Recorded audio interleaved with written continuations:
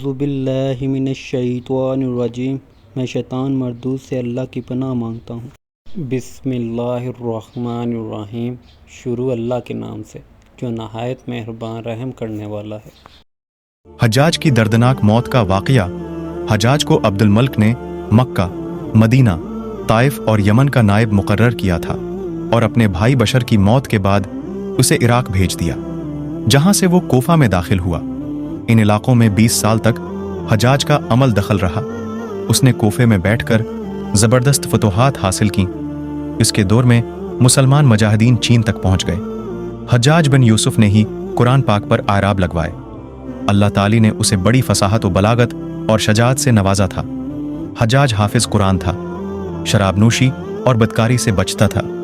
وہ جہاد کا دھنی اور فتوحات کا حریص تھا، مگر اس کی تمام اچھائیوں پر اس کی ایک برائی نے پردہ ڈال دیا تھا، اور وہ برائی وہ تھی سعید بن جبیر کا ناحق قتل۔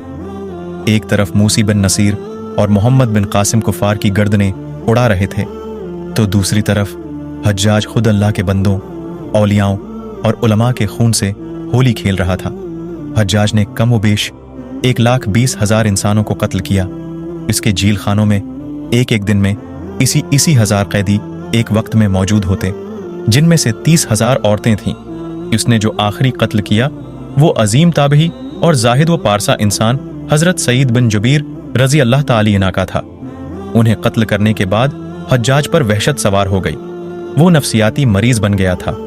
حجاج جب بھی سوتا، حضرت سعید بن جبیر اس کے خواب میں آ کر اس کا دامن پکڑ کر کہتے کہ اے دشمن خدا، تو نے مجھے کیوں قتل کیا؟ میں نے تیرا کیا بگاڑا تھا۔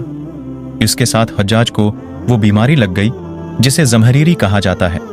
اس میں سخت سردی کلیجے سے اٹھ کر سارے جسم پر چھا جاتی ہے۔ وہ کانپتا تھا۔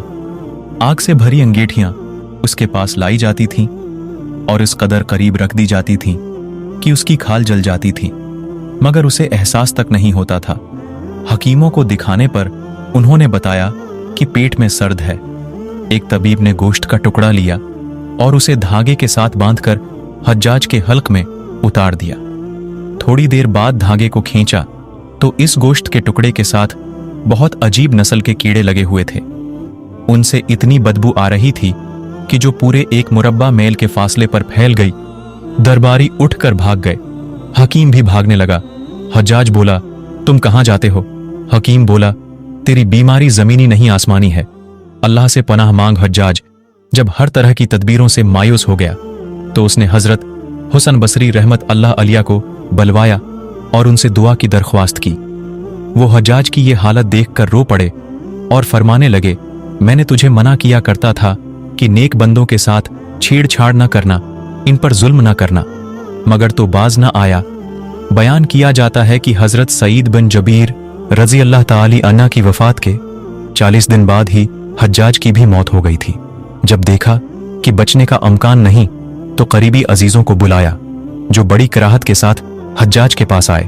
وہ بولا، میں مر جاؤں تو جنازہ رات کو پڑھنا اور صبح ہو تو میری قبر کا نشان بھی مٹا دینا، کہ لوگ مجھے مرنے کے بعد قبر میں بھی نہیں چھوڑیں گے۔ اگلے دن حجاج کا پیٹ پھٹ گیا اور اس کی موت واقع ہو گئی۔ اللہ پاک ظلم کی رسی دراز ضرور کرتا ہے، لیکن جب ظالم سے حساب لیتا ہے تو فرشتے بھی خشیت الہی سے کانپتے ہیں، عرش ہل جاتا ہے۔ اللہ ظالموں کے ظلم سے ہم سب کو محفوظ رکھے، آمین ثم آمین۔